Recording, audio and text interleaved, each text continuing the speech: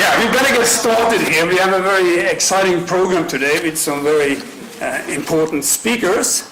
And as you know, the topic is towards lasting peace in a world of rapid change. So we look at the challenges the world is facing now, and we know the world is changing rapidly. Just look at the Middle East and our world. There's really a rapid change in the world. So we look at the challenges, and also we'll try in the later session, starting from session 2, going into the other session, we look at the solutions to those challenges. So that's in a nutshell what today's conference is all about. So before we start, before I invite Mr. Davidsen, who's representing the political world of Norway, he's the foreign affairs advisor to the Progressive Party here, and also Jack Cawley, who's I'll introduce him in a little while. But before that, I'd just like to say that this conference is taking place here in the National Assembly, so there are certain limitations because of that, of a practical nature. And one is that you're not supposed to wander about in the corridors of the Parliament. Don't do that. That's a security problem, and we don't want to have any situations like that. Also, that we are supposed to stay here within the Parliament until 5 o'clock. You are prisoners here. Sorry about that, folks, in case you didn't know. Yeah, so please do that. If for some reason, for some unforeseen reason, you need to go outside, please contact Mrs. Jane Torrison, standing on the side, waving her hand now. Approach her about it. She'll see to that, so you can get through the security and all that. So normally at our conferences we don't have this kind of policy, but because it's here, right here in the National Parliament, there are certain limitations. So then also I have to point out that in the first coffee break, please, those who haven't registered so far, those who haven't got a name badge like myself, you need to register there, over there at that table, on the left side by the windows there. There'll be 3 young ladies there taking your names and details. So please report to that table. And that's the registration. Also, of a practical, wants to have halal. Who wants to have vegetarian? Don't tell me now, but tell our staff situated behind those tables in the first coffee break. Please do that, because we have to report that to the restaurant here where we'll have the dinner. Yeah. Is it lunch? Yeah, good. Okay. So I think that's all. Is there anything else of a very vital nature? No. Okay. Anyway, I'm here. Jane is here. There's Margot at the back here, shaking her hand, waving her hand. And there's also Vigdis. They can help you with practical questions in the breaks. So then, I'd just like then at this point to introduce Mr. Paul Arne Davidsen. He's, as I said, foreign affairs advisor to the Progressive Party in Norway, which is one of the largest political parties in Norway. So please welcome Mr. Paul Arne Davidsen.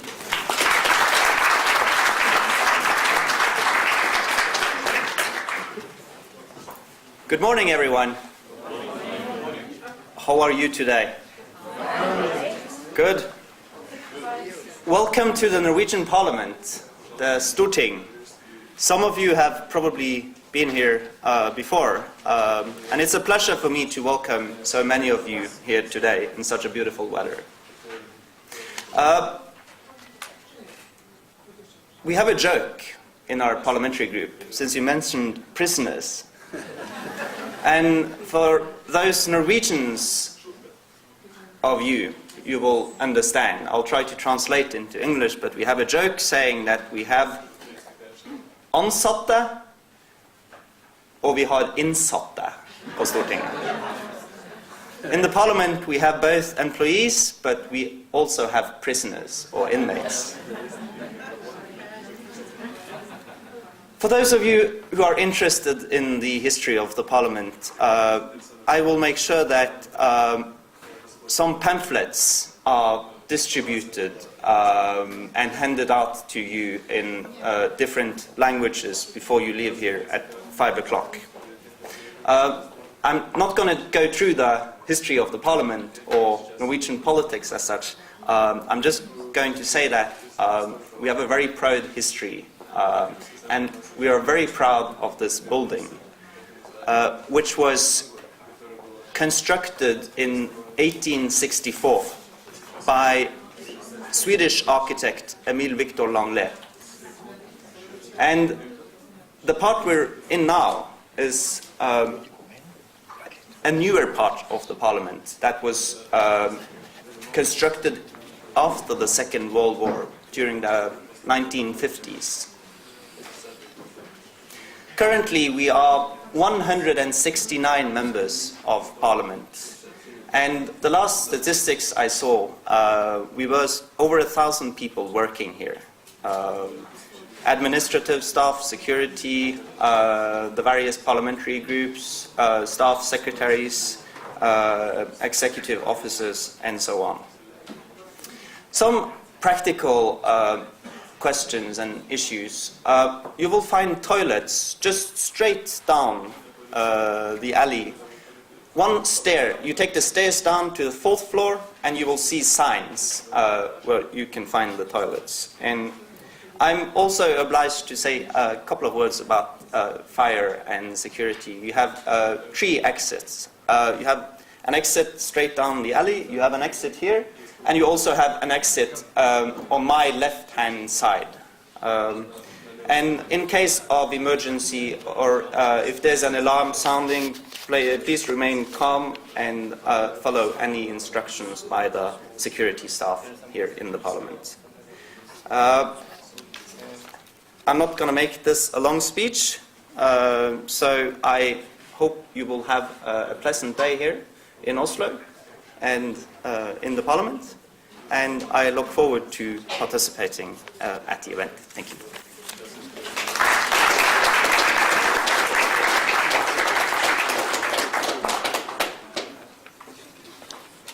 Yeah, takk for det, Mr. Davidson. Then also I forgot to mention that lunch, at the lunchtime, some will go down in the basement and have lunch there, but the basement can only hold 70 persons. That means that 50 of us will have to eat here. Don't worry about it. Lunch will be served anyway. And also in the coffee breaks will take place in the area through the glass door at the back there. And please feel free to mingle in this area here, in the coffee breaks. Yeah, so then I'll introduce Mr. Jack Cawley. It's a pleasure to invite Jack Cawley up here. He's at the moment he's the former Assistant General Secretary of UPF International. He has wide experience from lecturing in Russia, in Shanghai, in Beijing, and he's one of the most accomplished lecturers of the UPF. So, welcome up, Jack. Please welcome him.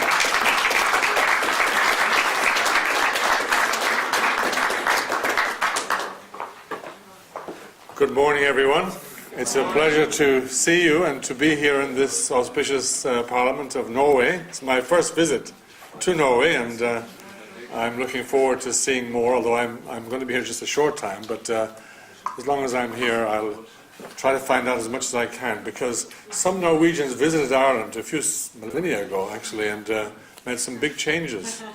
The name Dublin actually comes from that, in fact. Dublin, the capital of Ireland, is from a combination of 2 Gaelic words, Dubh and Linn. Dubh means black and Linn means harbour, because apparently the symbols or the sails of the Viking ships had some black symbol, and there were so many of those ships that the harbour was known as the Black Harbour, Dublin, thereby becoming Dublin. So thank you for your helping us to name our capital. And, we've managed to work things out in the meantime, and we're getting along fine. So anyway, I was not originally supposed to be speaking here, but Dr. Thomas Walsh, who also happens actually to be from Irish ancestry, although an American, was meant to speak here today, but he's right now en route from Munich to Oslo. Will only be arriving, I think, around midday, so he asked me to speak on his stead here, and it's my pleasure to do so. I worked as his assistant for 3 years, from 2006 to 2009. And what I'd like to do this morning, before hearing our main speaker, Dr. Van Ekeland, is to introduce, to those of you who may not be very familiar yet with UPF, something about what we are about, and also our views, and also our activities. I think most of you here have had some opportunity to hear or to meet. But let me just, for the sake of those who may not have had, also share a little bit more about that. We are global in our scope. I've met people here already this morning, and I see, well, I met you last year in Seoul, and I met you last year in New York and in London, so we are very much a global organization of like-minded individuals who are very concerned about the issue of world peace. And I think it's very appropriate that we should have a conference in the city where you have the Nobel Nobel headquarters. They, of course, one of the most distinguished awards is the Nobel Peace Prize, and I think that discussing peace here is really, truly a significant thing. Also, we do not simply believe that peace is the absence of war. You know that expression that peace is not merely the absence of war, because peace is not just about war and weapons and so on. A society could be quite peaceful externally and without any civil war or war with neighboring countries, but there could be a war going on within the society, within the nation itself, eating away at the very fabric of that country. And I think many of our societies, especially in the Western world, we are indeed facing such challenges that although we may be living in eras of peace and prosperity, although recently that's been even shaken, nonetheless we are facing some very serious issues within our societies, which are maybe more insidious and dangerous and more difficult to overcome than the traditional war. Think about it, during just over 50, 60 years ago, this continent of Europe was torn apart by war, and the countries of Europe were destroyed. Then within a very short space of time, Europe was able to rebuild itself and regain again even greater prosperity than it experienced before. So to rebuild a society or a country from the material destruction of war, in one way, is not that difficult. But what we are facing now, and this is, I think, our next big challenge, is how do we protect our societies from the moral decay that is eating away at the very heart of our society? And that is something that is not maybe as obvious, but it is actually far more dangerous than a military war. And the consequences can be much more long-lasting. And so that's the way we approach this issue from UPF, is we try to look at the deeper causes of the problems which we face, and look beyond the actual wars, but into the deeper causes that are eating away at our societies. And so what I want to share with you this morning also is an introductory statement on what are the principles which govern UPF. Why do we need something like the Universal Peace Federation? And I want to outline these major points. First, we consider ourselves human beings to be one family under God. In other words, we are we have one thing in common, that we all share a creator. And we may have different faiths and different cultures and ethnic groups and so on, but ultimately we see this world as being given to us by our creator. And that if we can understand the nature and the motive and heart of that creator, we can then combine our forces together and work more effectively. Often, religious differences tend to divide us rather than unite us. And coming from Ireland, I can testify to the kind of experiences that we had there. even within one brand of religion, we had such a such a difficult experience. Also, we see that the highest qualities of human beings are spiritual. You know, sometimes when I'm sharing lectures with people at these conferences, you know, I often use the example of where I, some years back, visited a museum in London. And in this museum I saw one particular display, which was like a big glass box. And inside there were all kinds of containers with various, you know, amounts of chemicals. And then one big container with a lot of water. And I was curious, like, what is this display? What is it? And as I got closer, I read the sign on the display case. It said, "This is the chemical composition of the average human body." It was like a bunch of chemicals and, of course, a lot of water, which is true. And so I thought, is that it? Are we just a bunch of chemicals somehow organized together and walking around and talking? Or is there more to us than simple, you know, material? And so I'm also reminded of one of the car stickers which I saw in America. America is very famous, you know, for car stickers philosophy, right? And one of the stickers said, "What you are is God's gift to you, and what you become is your gift to God." So in other words, we live at a certain time on this earth, we live our lives and you know, go about whatever we have to do.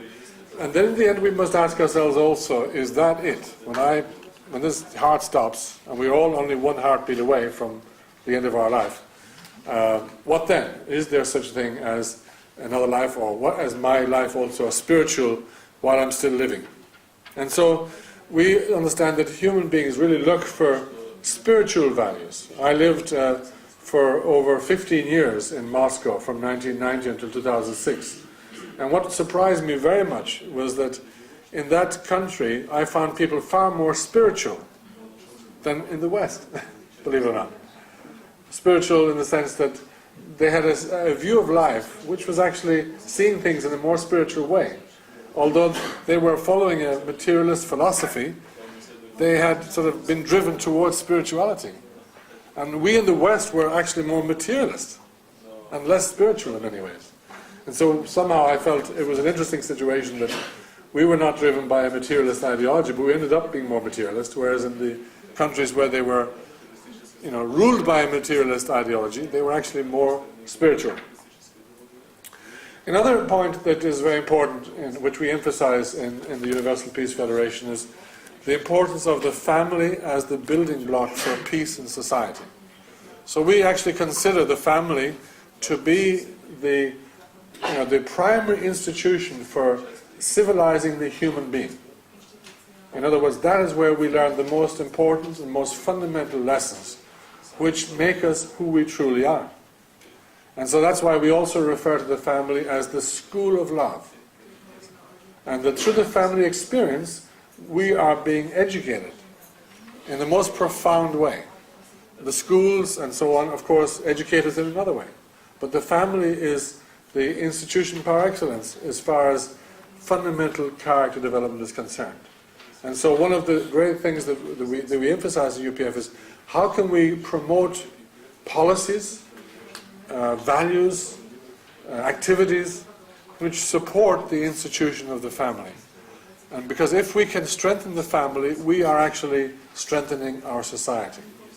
And in fact, having lived in America for quite a few years, and I think the same is true in other countries, I saw that in areas of the community where the family is broken down, you'll see increasing levels of violence, drug abuse, and so on. In other words, the society becomes dysfunctional if the family is not strong. Because it is indeed in the family that we raise up the future members and leaders of our societies. So if we can strengthen this family as a school of love, then indeed we are peacemakers in the truest sense. Also, we believe in the principle that, you know, true love, and I'm sure you've heard this expression before, people sing about it all the time, you know, I found my true love and so on. And yesterday, of course, we had the royal wedding in London, and everybody was a gaga about it, you know, and hoping that it's going to last. And so true love, in our view, is to be able to live for the sake of others. to be able to live for the sake of the other. That is the foundation for successful true love. So in the family, the husband lives for the sake of the wife lives for the sake of the husband, parents for children, children for parents, brothers and sisters for each other. And then expanding that beyond the family into society and beyond, then we create the environment or the foundation for peace in the world. Even 2,500 years ago, the Chinese philosopher Confucius pointed this out, that if you can resolve the issue within the individual and the family, ultimately it will lead to peace in the world. And this is very much the view of UPF, that we feel, again, that if we practice that ideal in our personal lives, in our family lives, in our social relationships, we are creating the foundation for peace in the world. And that's where peace begins.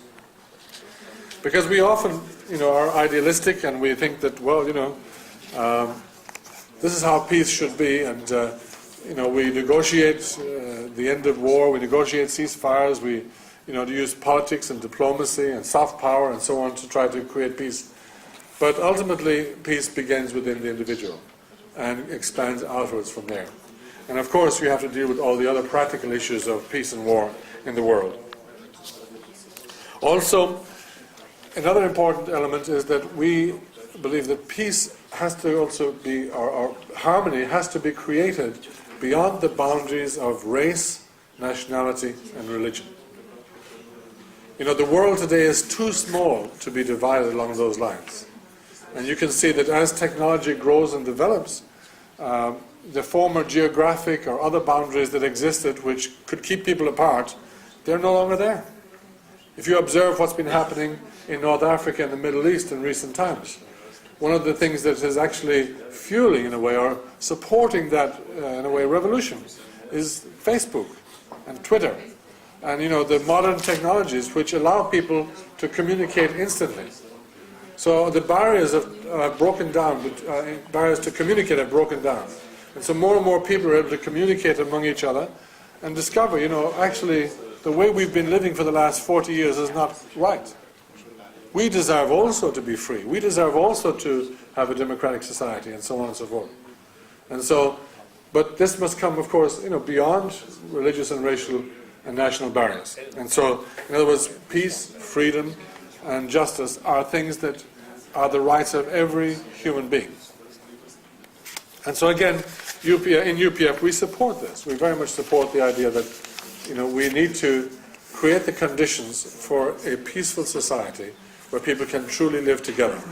And also, that leads us to one other area where we put great effort, and that is in the interfaith work developed through UPF. But our goal is not interfaith harmony in itself. It's not about just, okay, let's get along with each other. That's not enough. We have to think about how we move on beyond even our individual faiths to a value system which is higher than our individual faiths. Because we may tolerate each other in this century, but is there any guarantee that our children or grandchildren will be so tolerant?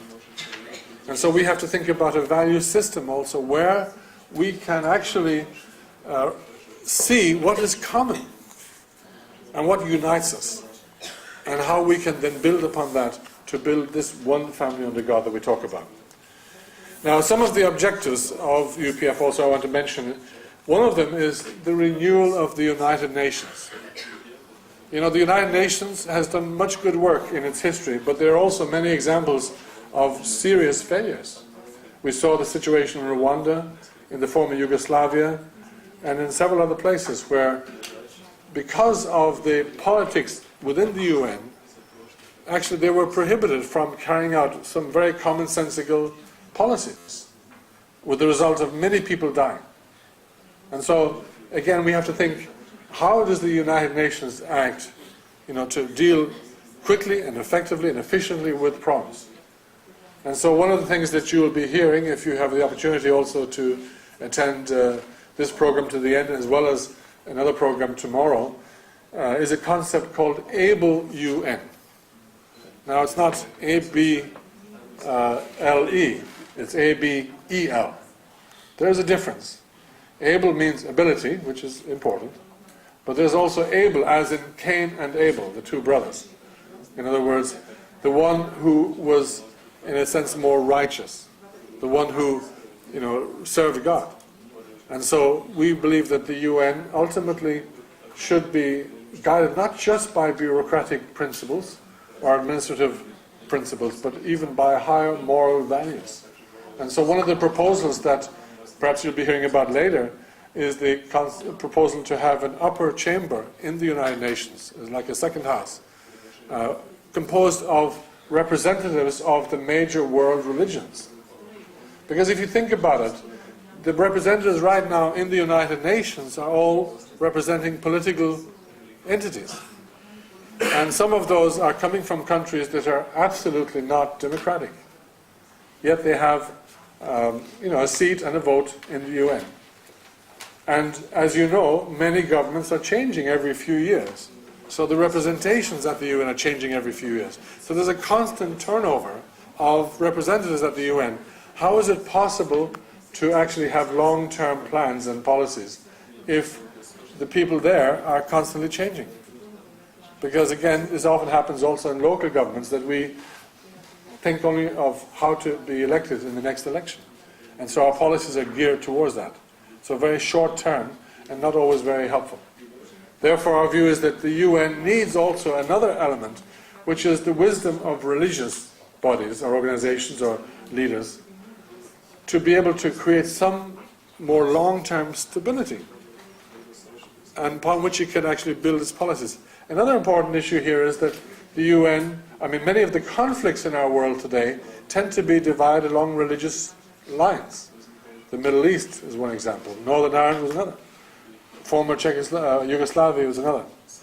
Often, actually, religious differences have, sharpened the divide between people. And yet, in the most important peacemaking body in our world, there is no representation from those religions. And therefore, we feel that we must have this upper chamber, this interreligious council at the United Nations. And so that's one of the objectives we have. We also like to promote partnerships among governments, religions, and civil society, and to foster development based on universal principles and values. Now, we're not just talking about words, but also activities. And so UPF is involved and also encourages involvement and partnership in activities through education, through sports, through arts, media, and service. In his introduction, Mr. Holders mentioned about my work in Russia and China. I did have the opportunity to work in those countries in a particular area of character education. We developed a program, for school children, and even going into the university level, of young people on the area of values. In other words, education should not simply be about knowledge, but also how to wisely use the knowledge that you have acquired. If you learn business principles, you should also learn business ethics. As a doctor, you have, I don't know what it's called here in Norway, but there's a Hippocratic oath, which is sworn to preserve life and so on. And so, in other words, there should always be ethical principles associated with education, with business, with all areas of life. Also, we have done many programs, and I think some of you here may have participated in them, in the Middle East. Many of you, or throughout Europe and from other countries, have attended these Middle East Peace Initiative programs, where we brought together people from a diverse background in faith, and then visited Israel, visited Palestine, met with leaders from both sides, and discussed this issue and worked towards this issue of peace. And also, one of the projects that was set up by our founder, Reverend Moon, was to provide computer technology to both Israeli and Palestinian children, particularly in a way that they can communicate with each other. So, for example, a school with computers was set up in Palestine, but one of the conditions is that they communicate with Israeli children and that they have a good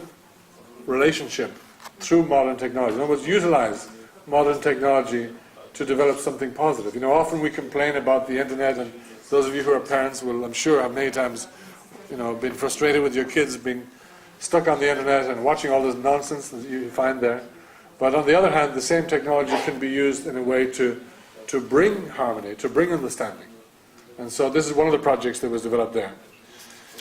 Also, in the area of humanitarian work, in cases of natural disasters or hunger, things like this, in many ways UPF has tried to do this.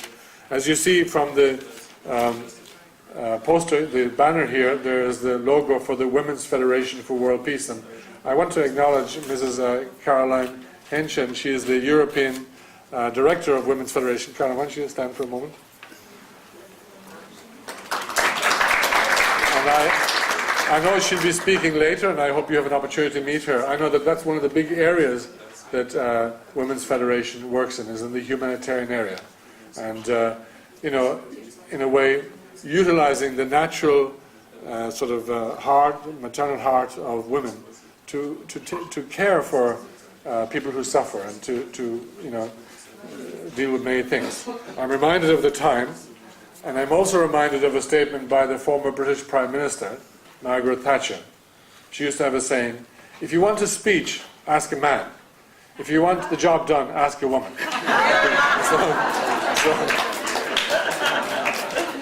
So I'll finish here, you can see.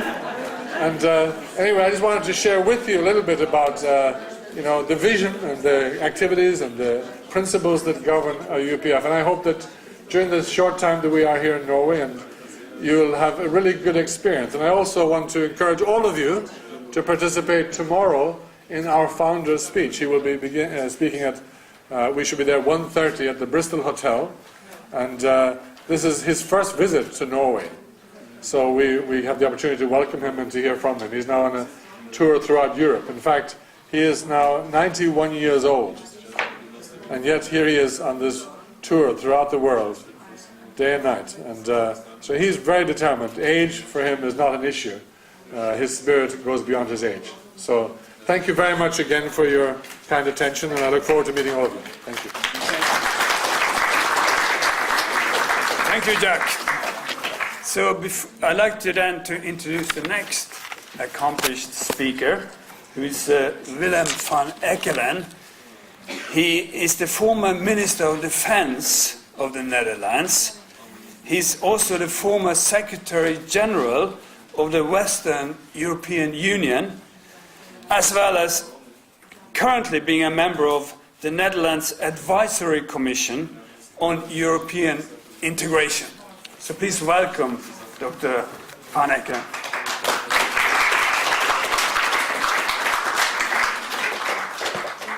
Thank you very much for that introduction. Thank you also, Jack, for your expose on UPF, because that saves me some references.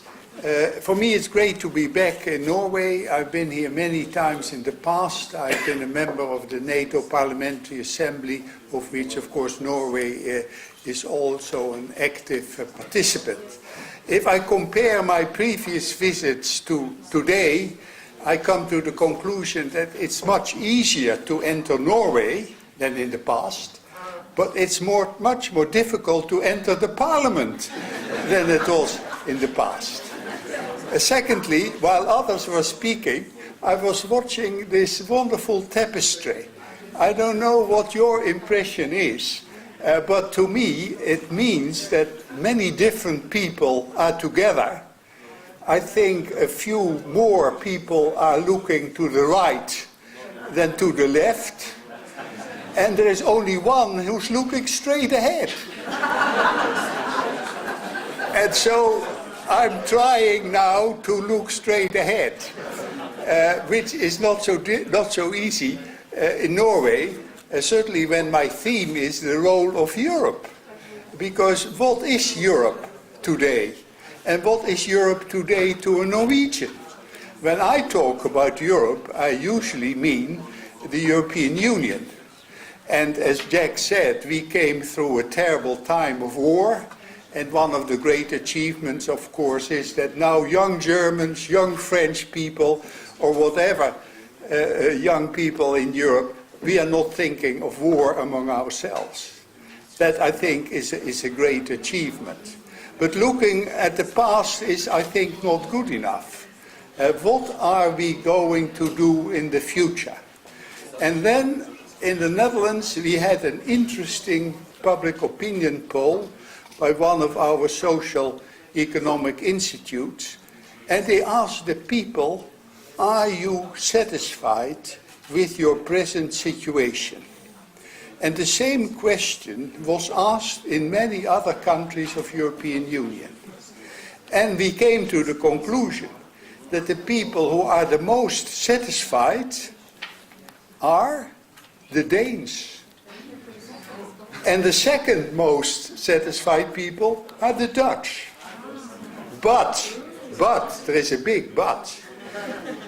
Satisfied with the present situation and very worried about the future. Worried about the future in terms of instability, worried about their jobs. Will their children be able to go ahead and maybe do better even than their parents? Or will we all slide back and have to do with less prosperity, less welfare than we enjoy at the moment? And I think that is worrying. And that, I think, is an area where UPF also could strengthen the moral aspects of what we are doing and trying to do. Now, I started out as a diplomat. And I think as a diplomat you have to try to understand why the other people you are dealing with are doing the things they do. How they tick. Why they do silly things, in my opinion. If I understand that, I have a chance to make a compromise and to reach an agreement. That, I think, is the great value of the origin of European Union. Change the context. I think that's also a message for our personal life. If you have a problem and if you try to attack it head on, you are never successful. If you are changing the context, difficult, but if you are able to do that, you have the chance. And I think that is the message of European Union. We change the context of every country on its own. Borders around our territory. Competition, yes, but very little cooperation. And now we have a mix. We have a mix in the European Union which establishes the rule of law, which is a rules-based organization, which organizes competition, because there will be competition in economic life. Every firm, every business wants to do better than the others. But on the other hand, you have to match that with a certain degree of solidarity, or at least a joint approach to solving the problems we all face. Now, of course, European Union is not perfect. The European Union is a mix of, on the one hand, a rules-based organization with qualified majority voting. That's a big difference.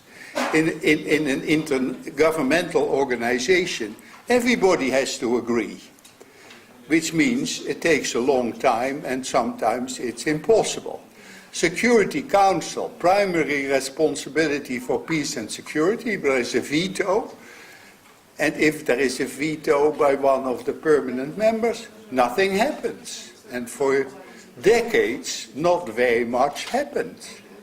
Now, a bit later, I will come to what I think is changing and where Europe could hopefully provide a useful role. Because what are our values?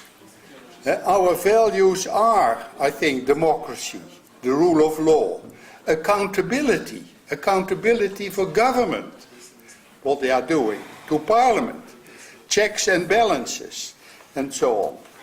Now, if we are managing to do that, I think Europe can indeed be an example to the world.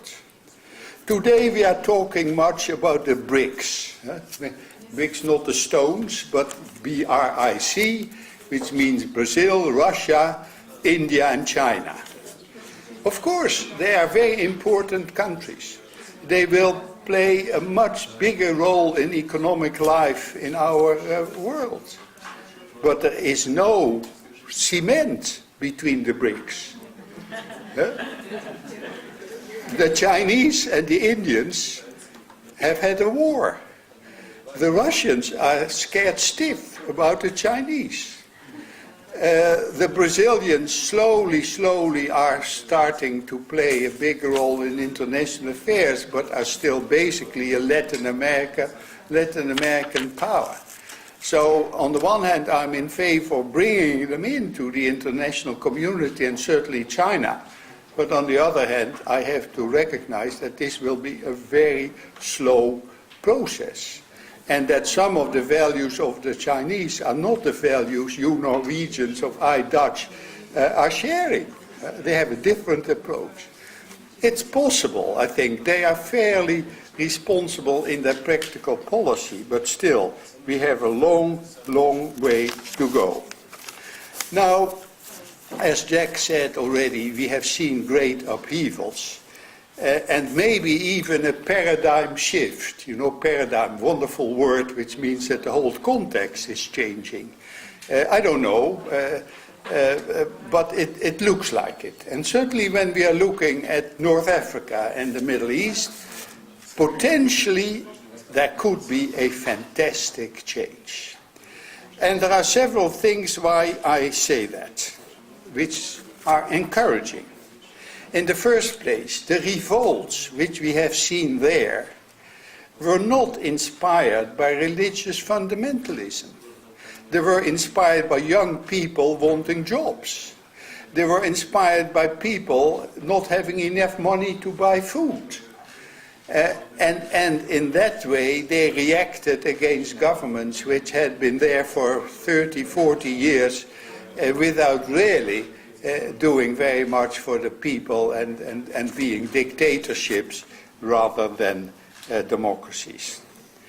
The second encouraging sign, but that was mainly in Egypt and a bit perhaps in Tunisia, is that the regular army did not play the role we were afraid of, namely supporting dictatorship. We have seen in Egypt that the real culprit was the security service, the secret services, the internal police system. And I think that, of course, is a problem of its own, but shows that there are possible solutions. And if I look then like countries like Indonesia or Turkey, which are Muslim countries too, and where the army has played, certainly in the history, a big role, nevertheless, we have seen a shift there towards more democratic system and a certain coexistence between, on the one hand, the military power and on the other hand, the forces of democracy and parliament. Well, that sort of systems, I think, and developments we will have to support, and I hope that UPF will be able to play a role. Then the United Nations Security Council. Jack has said already that they have primary responsibility. Yes, I've said, but sometimes they don't really act according to that responsibility, and then there is a deadlock. There are two encouraging signs recently. That is that the United Nations were able to act in Ivory Coast, where after month and month of deliberations, finally the democratically elected president was able to take on, and the United Nations, in the end, with the support of the African Union, was prepared to use force there. Fortunately, fairly limited force, but nevertheless. And we have seen in the Libyan case that in spite of the fact that in the past China and Russia had always vetoed acts which were limiting national sovereignty, and that was really the crux. In the United Nations Charter, and that was done immediately after the Second World War, there is great emphasis on national sovereignty. So it's very difficult to act for the United Nations if something within a country is going wrong. Because then immediately the Russians and the Chinese, they come up, no interference in domestic affairs. And very often the developing countries are supporting that because they say, we don't want to have a sort of neo-colonialism. You Western powers telling us what to do in our internal affairs. And they have a point very often there. So it is extremely difficult for the United Nations to act in situations where really national sovereignty is at stake. And now, just recently, we have seen 3 examples. The one in the Ivory Coast, but there you can say, well, it was uncertainty who would take the lead, so they would have to do something.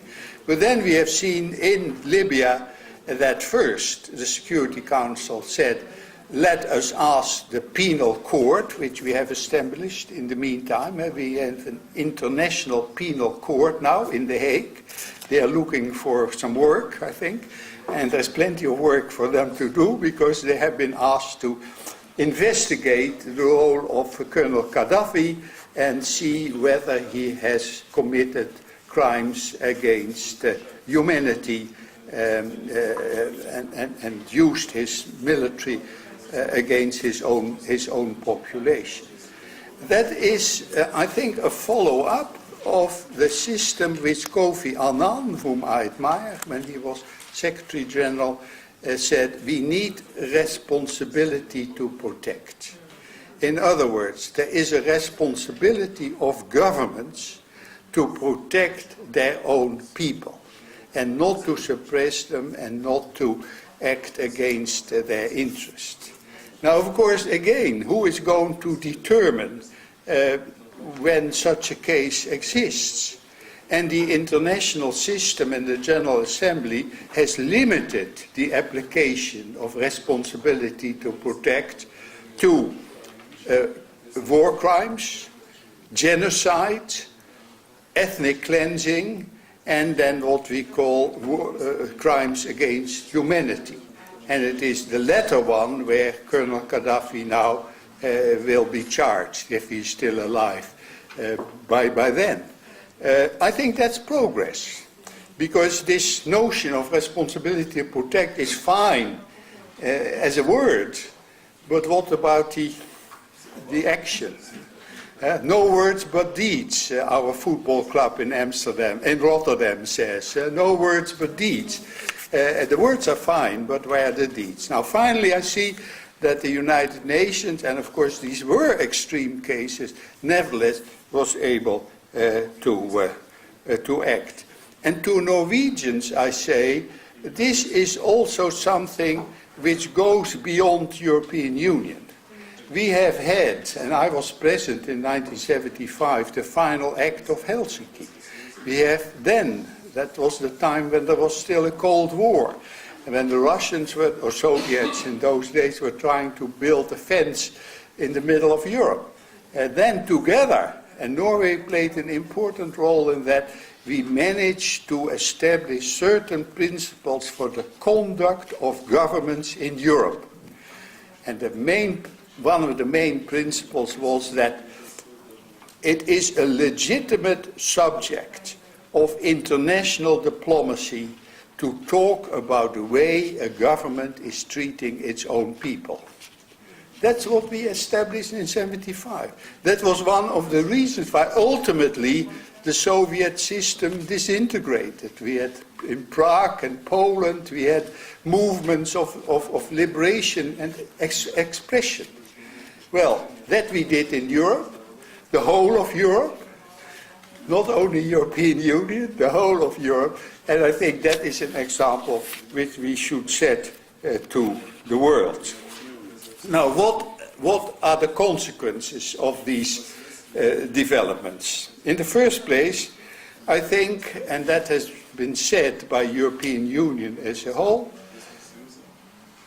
no conflict, no crisis can be resolved by military means only. I think that is a crucial European principle. And sometimes the Americans have not really followed that up. They have this tendency of quick solutions to every problem, but I think we have all learned in the meantime, whether it's in Iraq or Afghanistan, quick solutions and solutions with military means only, that's not it. Sometimes military force is necessary, but then immediately you have to think of the next phase, the post-conflict stabilization, the peace building, and in the end the whole of government. We call that security sector reform. What is the role of the military, the police, the judiciary in a democracy? That is the crucial element. They have to fit in together. There should be a balance of forces. And of course, Parliament and accountability, transparency are vital principles then in following that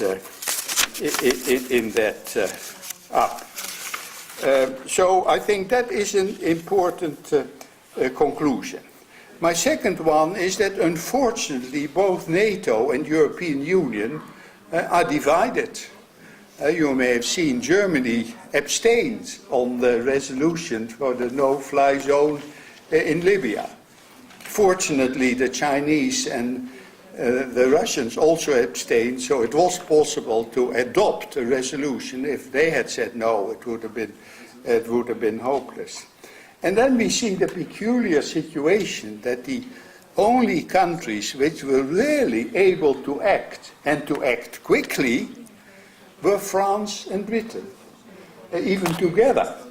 Well, as a team, we haven't seen many examples of that, but now all of a sudden that seems possible.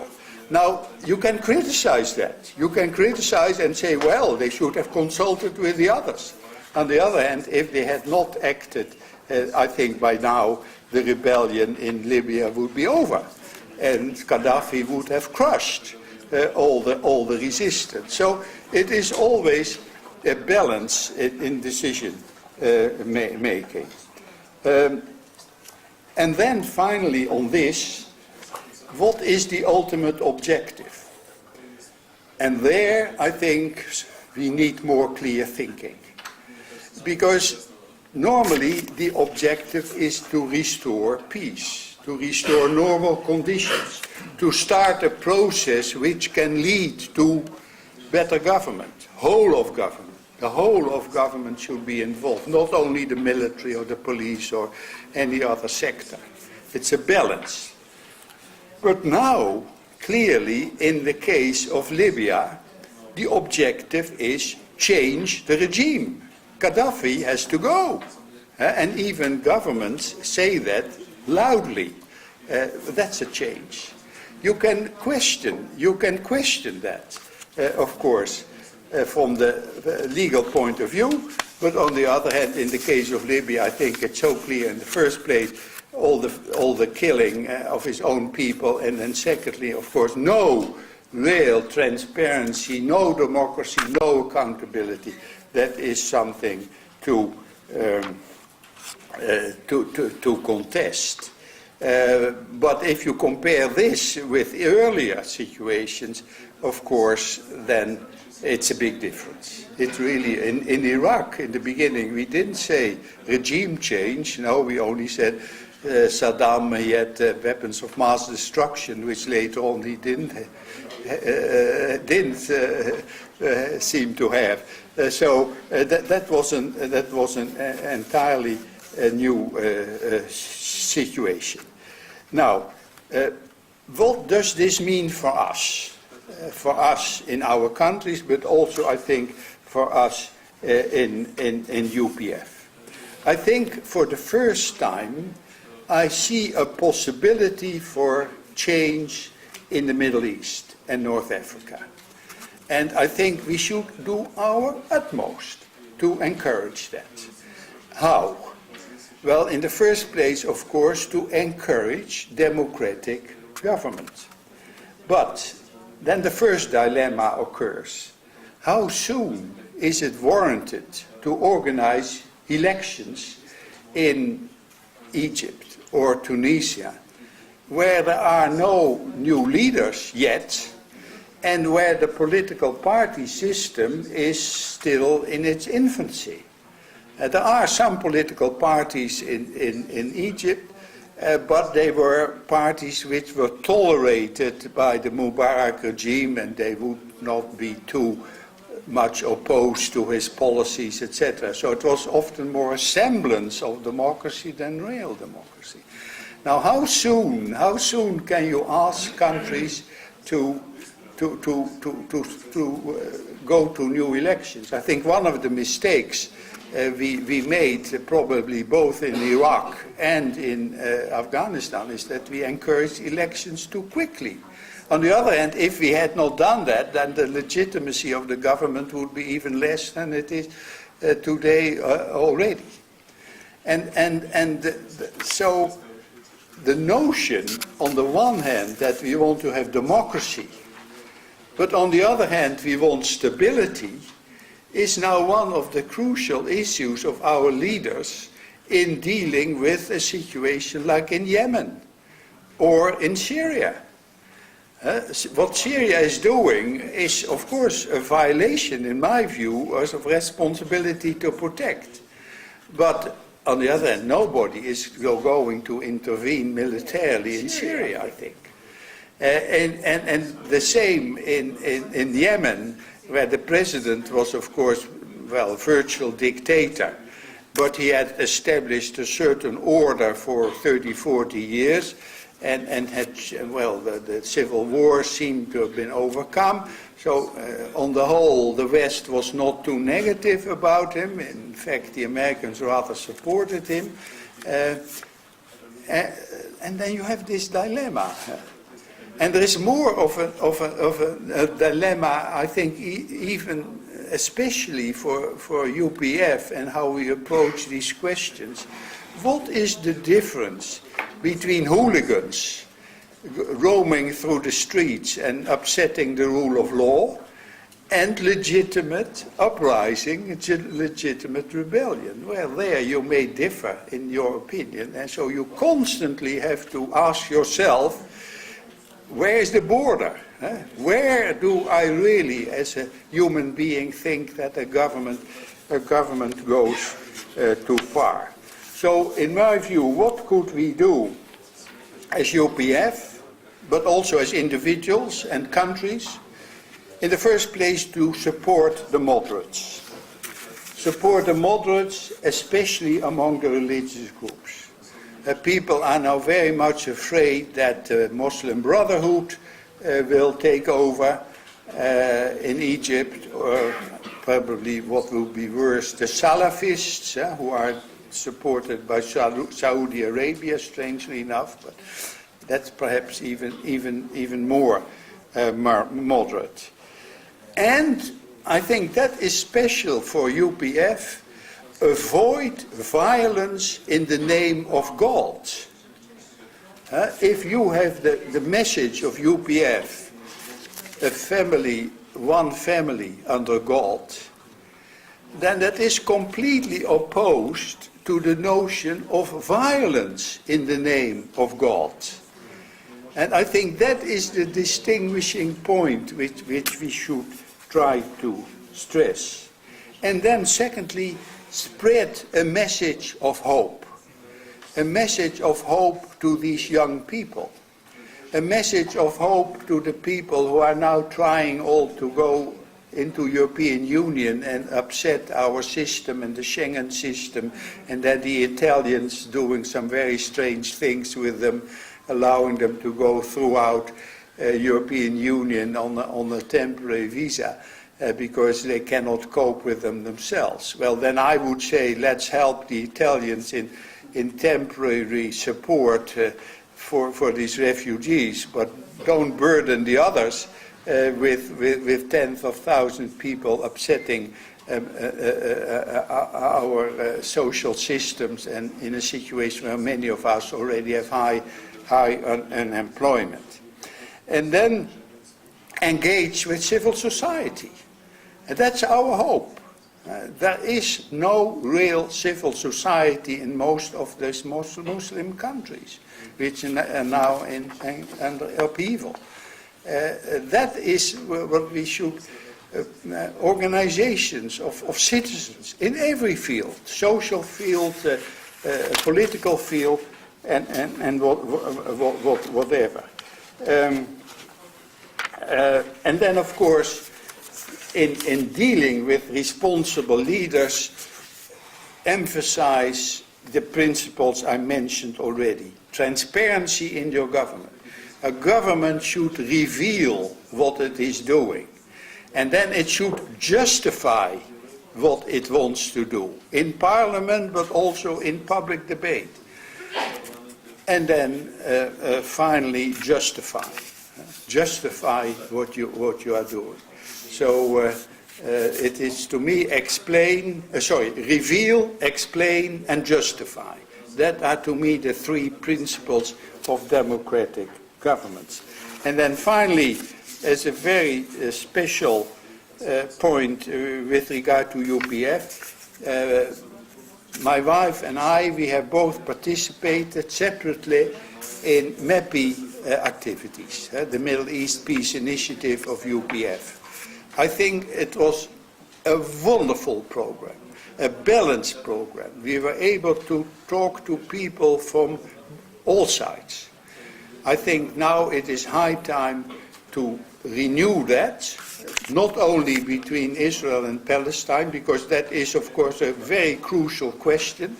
And you have seen that now the Palestinians are trying to get together, Hamas and Fatah.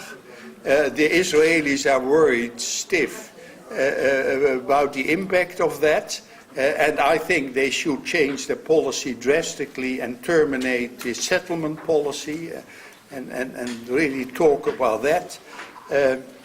But that sort of thing is very important, and maybe something like that we should try to do in Egypt as well. So I come back to my fundamental points. Try to change the context everywhere, but now especially in North Africa and the Middle East, and give a message of hope to the young people. Thank you.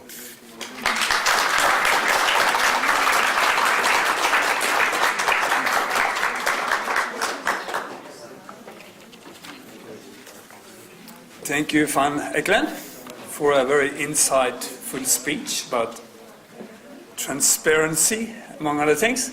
So now the time has come for a coffee break, and that'll be in this area. Is there anything to say there about the... Yeah, please remember to go to the hospitality team there on the left side here by the windows there to register, and we'll meet back together again after the break, which is half an hour long. Thank you. Yeah. Just tell them that they go down the stairs, and then it is immediately to the right, the toilets. Oh, yeah, toilets. We were all walking up and down over there, and we couldn't find it. Yeah, so it's just out here and down the stairs, is it? Stairs, and then you go To the right the doors, there. Yeah. and